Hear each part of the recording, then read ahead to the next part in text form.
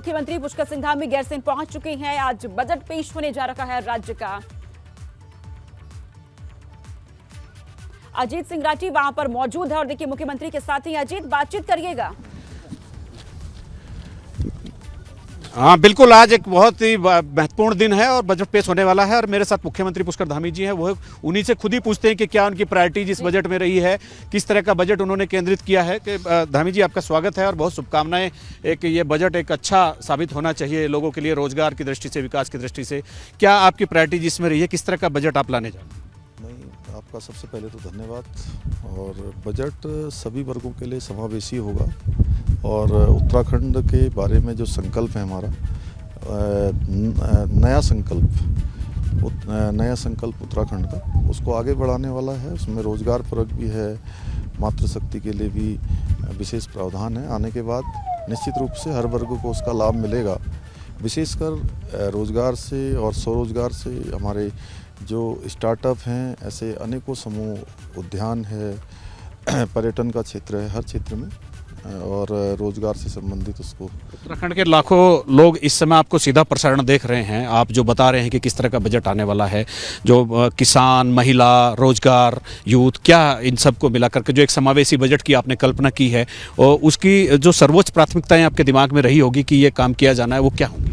नहीं, देखिए, माननीय प्रधानमंत्री आदरणीय नरेंद्र मोदी जी ने बाबा केदार की भूमि से कहा था कि 21वीं सदी का तीसरा दशक उत्तराखंड का दशक होगा।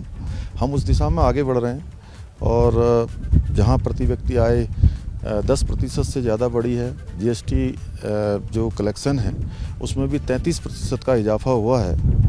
और 5 सालों में हमने जो लक्ष्य लिया है कि उत्तराखंड की जो जीएसटीपी है वो दुगनी हो उस दिशा में, तो ये तभी संभव होगा जब हमारे हर वर्ग का उत्थान होगा। और रोज़गार, चूँकि सरकारी नौकरियां एक लिमिटेड हैं और उसमें जब तक हम स्वरोजगार को नहीं जोड़ेंगे, लोगों को अपने ऊपर आत्मनिर्भर नहीं बनाएंगे, तब तक चूँकि ये जो हमारा संकल्प है, संकल्प नए उत्तराखंड का, वह तभी हमारा पूरा होगा जब सभी के लिए बजट में प्रावधान हो, और वो हमने किए हैं। आपने कहा सभी वर्गों का ध्यान रखेंगे, तो कल से देखा जा रहा है कि सदन में कांग्रेस ने पूरा विरोध कर रखा है। एक दिन के लिए पहली बार हुआ इसके अपने उत्तराखंड के इतिहास में कि सभी विधायकों को एक दिन के सस्पेंड कर दिया गया। आज भी नॉन कोऑपरेशन जैसा है, तो आज बजट भी पेश होने जा रहा है, तो आपकी विपक्ष से कोई बातचीत हुई है कि भाई सामूहिक तौर पर इसको देखते हैं कि जनहित का मामला, प्रदेश हित का मामला? नहीं, देखिए, सदन चूँकि लंबे समय से लोगों की मांग रही है कि विधानसभा का सत्र जो है गैरसैंण में ठीक प्रकार से चलना चाहिए, उसमें परस्पर मुद्दों पर, परस्पर उत्तराखंड के विकास पर चर्चा होनी चाहिए कि उत्तराखंड कैसे आगे बढ़ेगा, जो समस्याएं हैं उनके समाधान के लिए इसी सदन से सारी समस्याओं का हल भी निकलता है और वो मिलजुल कर ही निकलता है। तो मैं समझता हूँ कि कांग्रेस के लोग हों या अन्य दलों के लोग हों, सभी को इसमें आगे आना चाहिए और परस्पर संवाद, चूँकि मैं तो हमेशा संवाद पर विश्वास करता हूँ और हमने कल भी सभी से आह्वान किया था कि सारी चीज़ें छोड़कर सदन को चलाने में अपना योगदान दें। अभी आप तो बहुत बढ़िया बजट लेकर आए। पिछले बार भी जब आपने बजट पेश किया था तो उसमें भी ये बात रखी गई थी कि विकास के लिए जो चीज़ हम ला रहे हैं उनको पूरे धरातल पर उतारना है। अभी फिलहाल देखने में आ रहा है आप तो बजट दे रहे हैं लेकिन बजट खर्च नहीं हो रहा है। नहीं, आगे हमने ये इस सामान्य बजट के बाद एक तो राजस्व प्राप्ति और दूसरा जो बजट ठीक प्रकार से लगे, जो बात आप कह रहे हैं, उसके लिए भी हम लोग लगातार मॉनिटरिंग करेंगे और अप्रैल माह में जल्द ही मुख्य सचिव इसकी पूरी मॉनिटरिंग करेंगे। चलिए, बहुत धन्यवाद और बहुत शुभकामनाएं पुष्कर धामी जी। तो हमारे साथ मुख्यमंत्री थे, अभी आपने देखा होगा, उनको सुना होगा कि किस तरह का बजट वो लेकर के आ रहे हैं। वो रोजगारोन्मुखी होगा, विकासोन्मुखी होगा, किसानोन्मुखी होगा और डेवलपमेंट का किस तरह का कॉरिडोर एक यहाँ पर अभी स्थापित होने जा रहा है, इंडस्ट्री के लिए कैसे फ़ायदेमंद हो सकता है, वो तमाम तरह की सारी चीज़ें उसमें होंगी। जी ठीक है, बहुत शुक्रिया अजित। तो बजट से पहले मुख्यमंत्री पुष्कर सिंह धामी को यहां पर सुना आपने, और इससे पहले एबीपी गंगा ने वित्त मंत्री प्रेमचंद अग्रवाल से भी बातचीत की। उन्होंने कहा कि उत्तराखंड का ये बजट हर किसी वर्ग को ध्यान में रखकर बनाया गया है, प्रदेश को आगे बढ़ाने वाला ये बजट। सीएम धामी की तरफ से ये कहा गया है बातचीत में कि ये बजट प्रदेश को और आगे बढ़ाने वाला है। इस बजट में हर वर्ग का खास तौर से ख्याल रखा गया है, महिलाओं का, युवाओं का, रोजगार को लेकर के, महिला सशक्तिकरण को लेकर के, रोजगार पर खास तौर से ध्यान दिया गया। सीएम धामी की तरफ से ये बड़ी बातें कही गई हैं। जब बातचीत की जा रही थी, किसान और युवाओं पर हमारा खास फोकस है। सीएम धामी ने यह भी कहा 2 बजे के आसपास बजट पेश हो जाएगा। उससे पहले मुख्यमंत्री पुष्कर सिंह धामी को यहाँ पर आपने सुना, जब उनसे पूछा गया उत्तराखंड के बजट के बारे में, उन्होंने कहा कि हर वर्ग को यहाँ पर खास तौर से प्राथमिकता दी गई है। प्रदेश को आगे ये बजट हमारा और बढ़ाने वाला है। बजट में हर वर्ग का खास तौर पर ख्याल भी रखा गया है। सीएम धामी की तरफ से इन तमाम बातों का यहाँ पर जिक्र किया गया है। तो आज बजट पेश हो जाएगा और बजट के बाद हालांकि ये साफ हो जाएगा कि आम जनता की उम्मीदों पर कितना खरा ये बजट उतरने वाला है। फिलहाल किसान और युवाओं पर हमारा खास तौर से फोकस, सीएम धामी की तरफ से इन बातों का यहाँ जिक्र किया गया। जब बातचीत की गई उनसे, मुख्यमंत्री पुष्कर सिंह धामी से गैरसैंण पहुंच चुके हैं और थोड़ी ही देर में जब बजट पेश हो जाएगा उससे पहले एबीपी गंगा से खास तौर से बातचीत उन्होंने की और साफ तौर पे कहा कि प्रदेश को आगे बढ़ाने वाला ये बजट। सीएम धामी ने कहा बजट में हर वर्ग का यहाँ पर ख्याल हमने रखा है। तो आज उत्तराखंड का ये बजट पेश हो जाएगा। वित्त मंत्री प्रेमचंद अग्रवाल तकरीबन 2 बजे के आसपास बजट पेश कर देंगे और एबीपी गंगा से खास बातचीत की है। पुष्कर सिंह धामी ने साफ तौर से कहा कि युवाओं, महिलाओं समेत रोजगार को हमने प्राथमिकता अपने बजट में दी है और हर वर्ग का यहाँ पे ध्यान रखा गया है। बजट पेश करने से पहले आम नागरिकों की राय हमने ली है। तमाम बातों का जिक्र मुख्यमंत्री पुष्कर सिंह धामी ने यहाँ पर किया है। उत्तराखंड के बजट को लेकर प्रदेश को आगे बढ़ाने वाला ये बजट। तो बजट पेश होने से पहले गैरसैंण विधानसभा के बाहर मुख्यमंत्री पुष्कर सिंह धामी से बातचीत की, वहां पे अजित ने, और इन तमाम बातों का मुख्यमंत्री ने जिक्र किया।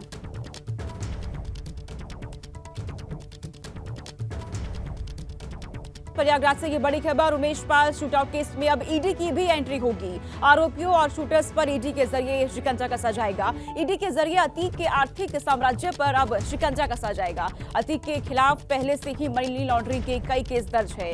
33 अफसरों की एक स्पेशल टीम गठित कर की जा रही है इस पूरे मामले को लेकर के, यानी अब इस पूरे केस में ईडी की भी एंट्री होने जा रही है। आरोपियों और शूटर्स पर ईडी के जरिए अब शिकंजा कसा जाएगा। ईडी के जरिए अतीक के आर्थिक साम्राज्य पर भी अब शिकंजा कसा जाएगा और पूरी सूची इसकी तैयार की जाएगी। अतीक के खिलाफ मनी लॉन्ड्रिंग का केस पहले से ही दर्ज है। अब इसको लेकर अफसरों की स्पेशल टीम गठित की जा रही है जो इस पूरे मामले की जांच करेगी। फिलहाल यूपी एसटीएफ जो तमाम शूटरों की तलाश में लगी हुई है। गुजरात में अहमदाबाद में छापेमारी की जा रही है। साबरमती जेल के आसपास जितने भी होटल्स हैं वहां पर छापेमारी हो रही है। शक है कि तमाम आरोपी वहां पर जाकर के रह रहे हैं, लेकिन इस पूरे मामले में अब ईडी की भी एंट्री होने जा रही है। आरोपियों और शूटर्स पर ईडी के जरिए अब शिकंजा कसा जाएगा। ईडी के जरिए अतीक के जितने भी आर्थिक साम्राज्य है वहां पर भी शिकंजा कसा जाएगा। इसके लिए टीम गठित की जा रही है अफसरों की। अतीक के खिलाफ पहले से ही मनी लॉन्ड्रिंग के केस यहां पर दर्ज है। उमेश पाल हत्याकांड में जितने भी आरोपी है तलाश लगातार की जा रही है। जहां जहां से भी सूचना मिल रही है पुलिस वहां पहुंच रही है, लेकिन अभी तक कोई भी शूटर यहां गिरफ्तार नहीं हो पाया है। मोहम्मद मोइन हमारे साथ जुड़ चुके हैं इस खबर पर। मोइन, एसटीएफ जांच कर रही है, अहमदाबाद टीमें पहुंच चुकी है, वहां पर खंगालने की कोशिश की जा रही तमाम आरोपियों को ढूंढने की, लेकिन सबके बीच अब ईडी की भी एंट्री होने जा रही है। ईडी कैसे अब जांच इस पूरे मामले में बढ़ाने वाली है?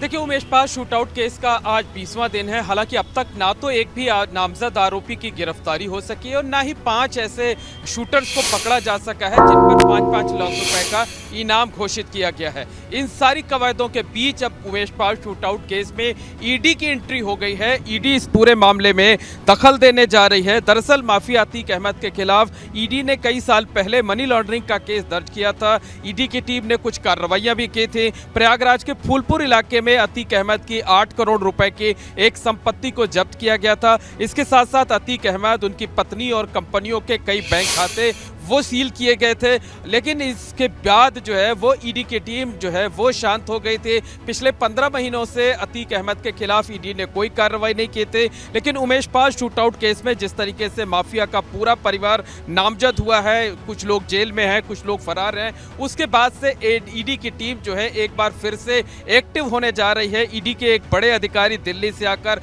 पिछले 2 दिनों से प्रयागराज के इसी दफ्तर में रुके हुए हैं। रणनीति तैयार की जा रही है और जो सोर्सेज हैं सोर्सेज हमें ये जानकारी दे रहे हैं कि प्रयागराज, कौशाम्बी और लखनऊ समेत कई जगहों पर अतीक अहमद की 100 करोड़ रुपए की संपत्तियों का पता लगाया गया है और ईडी इन 100 करोड़ रुपए की संपत्तियों को जल्द ही जब्त करेगी। ये कार्रवाई अगले 4-6 दिनों के अंदर शुरू हो सकती है और जो रणनीति है वो रणनीति इन दिनों तैयार की जा रही है और ईडी जो है वो बने रहिए। मोइन, इस बीच एक बड़ी खबर सामने आ रही है। प्रयागराज से ही उमेश पाल हत्याकांड से जुड़ी एक और बड़ी खबर। शूटर्स को शरण देने के आरोपी मामा भांजे भी रडार पर आ चुके हैं। चकिया इलाके के रहने वाले हैं दोनों मामा और भांजे। 3 शूटर्स को वारदात वाली रात फरार होने में मदद की थी इन्होंने। मामा भांजे के एक ठिकाने पर शूटर्स के ठहरने का शक भी है। वारदात के बाद दोनों मामा और भांजे फरार चल रहे हैं। वारदात में इस्तेमाल हुई सफेद रंग की क्रेटा कार चकिया इलाके में जिस जगह से लावारिस हालत में बरामद हुई थी उसी के पास इनका घर है। जानकारी ये भी मिली है कि उमेश पाल हत्याकांड वाले दिन लखनऊ से ही फॉर्च्यूनर गाड़ी को बेरंग लौटाया गया था। जानकारी के मुताबिक अतीक के बेटे असद समेत सभी शूटर छोटी गाड़ियों से फरार हुए थे। असद, साबिर और गुड्डू मुस्लिम अलग अलग फरार हुए थे। गुलाम और अरमान एक साथ निकले थे और इसके अलावा पुलिस अतीक और असद के मददगारों से लगातार पूछताछ कर ही रही है। पुलिस पूछताछ के बाद कड़ियों को जोड़ रही है, लेकिन इन सबके बीच मामा और भांजे उनके ठिकाने पर भी अब यहां पर पुलिस की दबिश दी जाएगी, क्योंकि कहा जा रहा है कि इन्होंने ही शूटर्स को ठहरने के लिए जगह दी थी। मोइन हमारे साथ बने हुए हैं। मोइन, यहां पर एक और जानकारी मिल रही है कि शूटर्स को शरण देने वाले आरोपी मामा और भांजी भी रडार पर आ चुके हैं। जी बिल्कुल उमेश पाल शूटआउट केस में जो जांच एजेंसियां हैं, जांच एजेंसियों ने जब पड़ताल की तो पता ये चला कि वारदात को अंजाम देने के बाद जो शूटर्स हैं वो अतीक अहमद के घर की तरफ भागे थे और पुख्ता तौर पर जांच एजेंसियों को इस बात की जानकारी मिली है कि इनमें से कुछ शूटर्स को एक मामा भांजे की जोड़ी है, जिनमें से एक का नाम नूर बताया जा रहा है और जो अतीक अहमद के पड़ोसी हैं, अतीक अहमद के पुश्तैनी मकान के पास ही रहते हैं, उनके घर पर शूटर कुछ देर के लिए रुके हुए थे और शूटर्स ने गाड़ी बदल करके जब भाग थे तब मामा भांजे की जोड़ी ने मदद की थी। तो बहरहाल जब वारदात हुई उसके बाद शूटरों को पनाह दी गई। पनाह देने के बाद से मामा भांजे की जो जोड़ी है वो भी लगातार फरार है। जांच एजेंसियां उनकी तलाश में कई जगहों पर छापेमारी कर रही हैं, कई जगहों पर दबिश दी जा रही है और जांच एजेंसियों को इस बात की पुख्ता तौर पर उम्मीद है कि जब ये मामा भांजे की जोड़ी पकड़ में आएगी तो उसके जरिए शूटरों तक पहुंचना आसान हो जाएगा। हालांकि कई जगहों पर छापेमारी की गई है, पिछले कई दिनों से इनकी तलाश की जा रही है, लेकिन मामा भांजे की ये जोड़ी अब तक जांच एजेंसियों के हत्थे नहीं चढ़ सकी है। लेकिन जांच एजेंसियों को उम्मीद है कि जल्द ही ये पकड़े जाएंगे और जब ये पकड़े जाएंगे, ये गिरफ्त में आएंगे तो इनसे पूछताछ में तमाम अहम जो है जानकारियां, तमाम चौंकाने वाली जानकारियां सामने आ सकती हैं और उनके जरिए शूटर्स तक आसानी से पहुंचा जा सकता है। ठीक है मोइन, बहुत शुक्रिया तमाम जानकारी अब तक पहुंचाने के लिए। और इसी से जुड़ी एक और बड़ी खबर सामने आ रही है। कौशाम्बी में अतीक के गुर्गों के ठिकानों पर छापेमारी हो रही है। कौशाम्बी पुलिस ने गुड्डू गद्दी को हिरासत में ले लिया है। करारी थाना क्षेत्र के नेवारी गांव का गुड्डू गद्दी है। माफिया अतीक का करीबी भी बताया जा रहा है गुड्डू को। और यहाँ पर अब पुलिस की तरफ से छापेमारी कौशाम्बी में अतीक के गुर्गों के ठिकानों पर छापेमारी अब की जा रही है। हालांकि पुलिस ने गुड्डू को हिरासत में ले लिया है। करारी थाना क्षेत्र के नेवारी गांव का बताया जा रहा है गुड्डू, वहां का रहने वाला है। माफिया अतीक का बेहद करीबी बताया जा रहा है गुड्डू। पुलिस की तरफ से अब लगातार छापेमारी की जा रही है तमाम शूटर्स को ढूंढने के लिए, पकड़ने के लिए।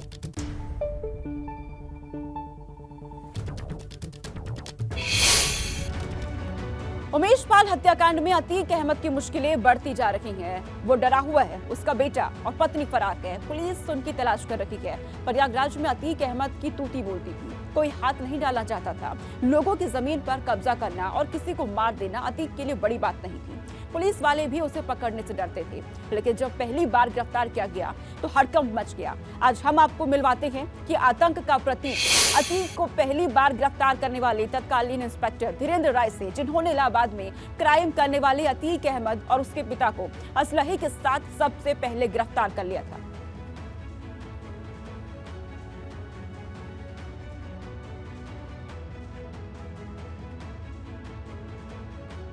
कैसे आपने अतीक अहमद को गिरफ्तार किया, क्या कहा? ये 95-96 में मैं वहाँ पर सिविल पुलिस का इंस्पेक्टर था, हाँ, कुछ संभवतः कोतवाली थाने का। तो एक घटना हुई सिविल लाइन थाने में कि एक अशोक साहू नाम के व्यक्ति, युवक थे, वो गाड़ी से जा रहे थे और अतीक के छोटे भाई अशरफ भी गाड़ी से जा रहे थे, तो कुछ पास लेने या ओवरटेक करने में कुछ बात हुई, दोनों लोगों में कुछ कहा सुनी हुई, बातचीत हुई, तय हुआ। तभी एक कॉन्स्पिरेसी के मुलजिम अतीक बने, वहाँ से वो क्या कहते हैं आप पीसीओ था, पीसीओ से लैंडलाइन से वो इंस्पेक्टर साहब बात करते थे, तो वो सब चीज़ें डिटेल आई इन्वेस्टिगेशन में। तो और इसके बाद उनकी पोस्टिंग ट्रांसफर्स का भी माने लुक आफ्टर करते थे अतीक, तो वो सब भी एविडेंस में डीजी ऑफिस से ले आया इस विवेचना में। तो जब ये सब चीज़ें आ गई तो अतीक भी कॉन्स्पिरेसी के षड्यंत्र के मुलजिम बने। सब पूरी बातें जब मालूम हो गई तो कि उनका भी षड्यंत्र में हाथ था, तो अतीक और उनको मुलजिम बनाने के बाद हम लोगों ने तय किया कि अतीक को ही पहले पकड़ा जाए, इसलिए कि अतीक का उस समय स्टेटस था, बदमाश भी थे और पॉलिटिकल सेंटर भी था, राजनेता भी अपने को कहते थे भी, MLA रह चुके थे, सब थे कि नहीं ये मुझे याद नहीं है उस समय। लेकिन यह कि तो फिर तय हुआ SSP साहब से, SSP से रजनीकांत मिश्रा साहब थे। मैंने कहा सर ये जो पुलिस लाइन वगैरह में कवायद होती है, फोर्स इकट्ठा होता है, तब तक उसको कम्युनिकेशन हो जाता है, तो ऐसा ना हो, आप इन्हीं 2 अफसरों को, जो अभय कुमार प्रसाद साहब को और लालजी शुक्ला सर को बुला लीजिएगा, तो इनके साथ 1-2 आदमी आ जाएंगे मीटिंग के लिए, और 2-3 ऐसो जिनको आप विश्वास नहीं समझते उनको बुला लीजिएगा, अपने बंगले में बात करिए आप। हमारे सेक्टर अफसर साहब भी वहाँ पहुँच गए, श्री कृपा शंकर सिंह CID के सेक्टर अफसर थे, और हम पता लगा लेते हैं कि अतीक कहाँ है, हम खुद पता करेंगे और आपको बता देंगे, जहाँ होंगे वहाँ आप इन लोगों को भेज दीजिएगा, तो असिस्टेंस हो जाएगी। इतने से बहुत है पकड़ने के लिए, इतने लोग, बड़े 5 अफसर रहेंगे तो उनके साथ 1-2 आदमी रहेंगे, तो कहीं भी कुछ रहेगा पकड़ लिया जाएगा। तो ये बातें हो गई, ये सब शुरू हो गया। मैंने फ़ोन किया अतीक अहमद को, तो अतीक अहमद ने उठाया फ़ोन और कहा कि वो तो नहीं है, तो मैं भी उनकी आवाज़ पहचान गया, उसने भी मेरी आवाज़ पहचान लिया, और फिर कहा कि 2 दिन बाद मिलेंगे। बहरहाल कोई जुमा का है क्या बताया उसने, तो फ़ोन काट के हमसे इन्वेस्टिगेशन इसी बीच बदल दी गई थी। तो वो दूसरे इंस्पेक्टर के लिए वहाँ से आया कि इन्वेस्टिगेशन धीरेन्द्र राय से बदल दी है, पहले CID को गई, फिर CID मुझे मिली, फिर मुझसे बदला गया।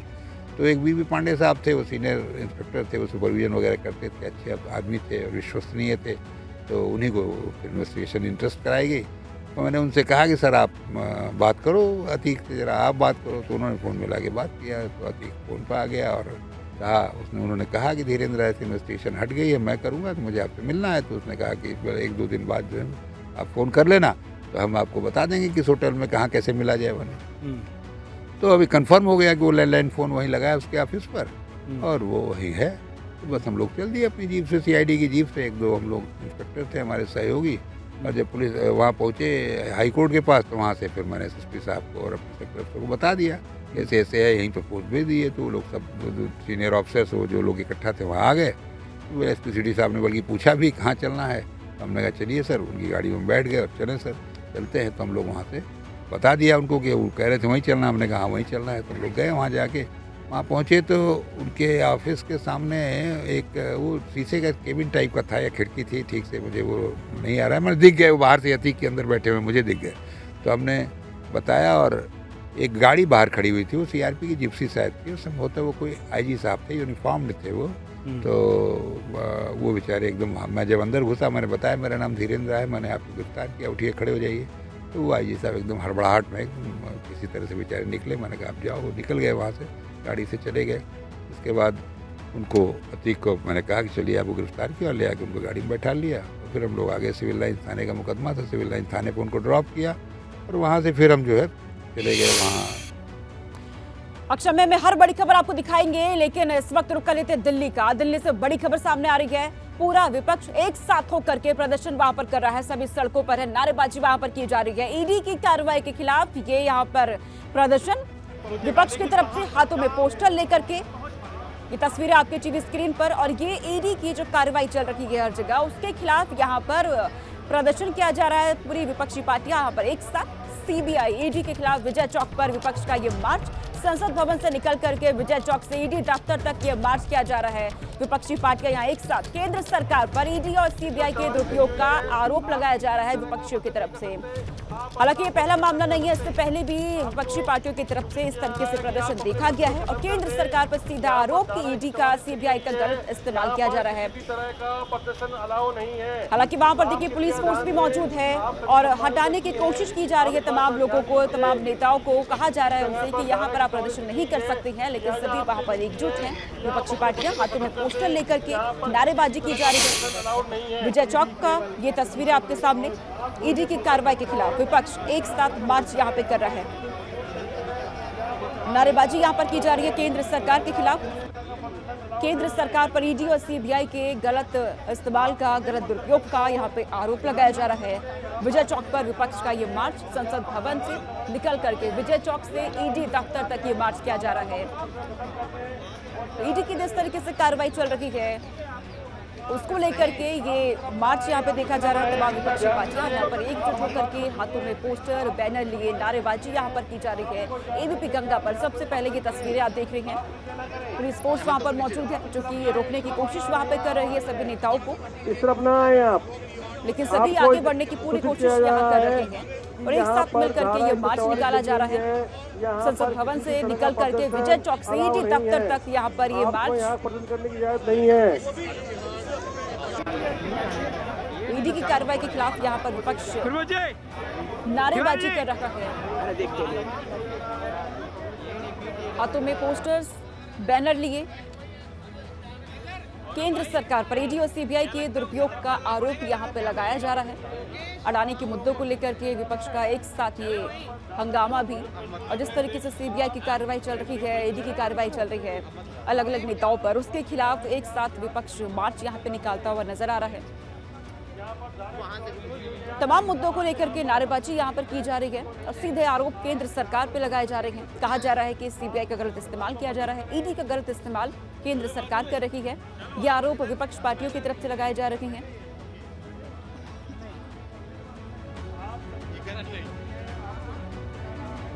और हमारे साथ अविनाश तिवारी यहाँ पे जुड़ चुके हैं, मौके से मौजूद है। अविनाश, वहाँ पर कौन कौन सी पार्टियां हैं जो कि एक साथ यहाँ पर इस तरीके से मार्च निकाल रही है?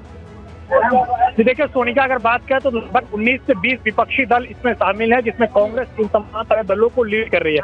उत्तर प्रदेश से अगर बात करें तो समाजवादी पार्टी भी इस मार्च में शामिल है। समाजवादी पार्टी की ओर से लोकसभा में नेता सदन टेस्टी हसन इस पूरे प्रदर्शन में शामिल हैं। इसके अलावा अगर बात करें तो बसपा, जहां तमाम सारे मुद्दों पर कांग्रेस पार्टी के साथ नजर नहीं आती है, लेकिन यहाँ पर जौनपुर जो सांसद है बसपा के श्याम सिंह यादव, वो भी नजर आ रहे हैं, वो भी इस प्रदर्शन में शामिल है। क्योंकि विपक्षी दलों की जो प्रदर्शन है, ये साफ तौर पर उनका कहना है कि केंद्र सरकार लगातार तमाम तरह के विपक्षी नेताओं के खिलाफ ईडी और सीबीआई का दुरुपयोग कर रही है। और जिस तरीके से अडानी के मसले पर हिंडनबर्ग की रिपोर्ट आई है, तो वहाँ पे जो घपला है, घोटाला है, वहाँ पे ईडी जाके क्यों नहीं जांच कर रही है। और साफ तौर पे ये मांग की जा रही है कि जो ईडी है वो भी जांच करे और केंद्र सरकार साफ तौर पे जो अडानी है उनको बचाने की कोशिश कर रही है, ऐसा विपक्षी नेताओं का आरोप है। प्रोफेसर रामगोपाल यादव भी इस पूरे प्रोटेस्ट में शामिल है, क्योंकि समाजवादी पार्टी लगातार कांग्रेस पार्टी के साथ दिल्ली में जब भी इस तरीके से मुद्दों के आधार पे कोई केंद्र सरकार को घेरने की बात होती है तो लगातार नजर आते हैं साथ में। और यही कारण है कि प्रोफेसर रामगोपाल यादव अब यहाँ पे आ रहे हैं मीडिया को संबोधित करने के लिए, और यहाँ पे सुन सकते हैं कि वो लगातार यहाँ पे केंद्र सरकार को घेरने की बात कर रहे हैं, जो ईडी सीबीआई उसके दुरुपयोग भी बात कर रहे हैं। और साफ तौर पे कहा जा रहा है कि जो अडानी कंपनी है उसके खिलाफ संयुक्त पार्लियामेंट्री जो कमेटी है गठन किया जाए, जिससे कि इसकी जांच संयुक्त संसदीय समिति से कराई जा सके। यानी कि तमाम सारे दलों के जो सांसद हैं उनकी अध्यक्षता में एक जांच कमेटी का गठन किया जाए, जेपीसी बनाया जाए, जिससे कि अडानी कंपनी को किस तरीके से केंद्र सरकार ने लाभ पहुंचाया इसकी जांच हो सके। और इसी बात को लेकर के लगातार विपक्ष बजट सत्र के पहले हिस्से में भी प्रदर्शन किया था और अब बजट सत्र का जो दूसरा भाग चल रहा है इसमें भी प्रदर्शन कर रहा है। बाकायदा विपक्ष के जो सांसद हैं वो तख्तियां हाथ पे लेकर के आए, जिसमें साफ तौर पे कहा गया है, लिखा है तख्तियों में कि देश को लूटना बंद करो, जेपीसी से जांच करो। और इसके साथ साथ ये भी लिखा है कि प्रधानमंत्री नरेंद्र मोदी पर यहाँ पे टिप्पणी की गई है कि जांच से भाग रही है सरकार, घोटालेबाज है चौकीदार, यानी कि प्रधानमंत्री नरेंद्र मोदी पर टिप्पणी की गई है। और इसके साथ साथ ये भी कई सारे पोस्टर्स पर लिखा है कि अडानी करता भ्रष्टाचार, चुप क्यों है मोदी सरकार। तो इस तरीके के तमाम सारे तख्तियां लेकर के विपक्षी सांसद यहाँ पे आए हुए हैं। और दिल्ली पुलिस जो कि अगर बात करें तो विजय चौक पे ही तमाम तरीके से बैरिकेड करके सभी सांसदों को रोकी हुई है।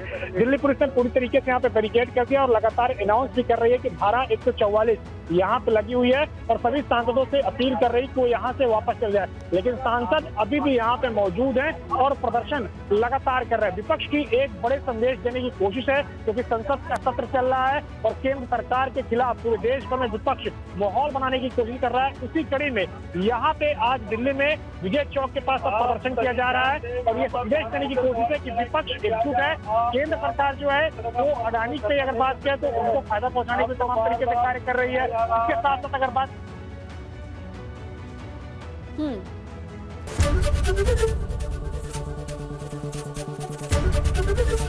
एबीपी गंगा, खबर आपकी, जुबान आपकी।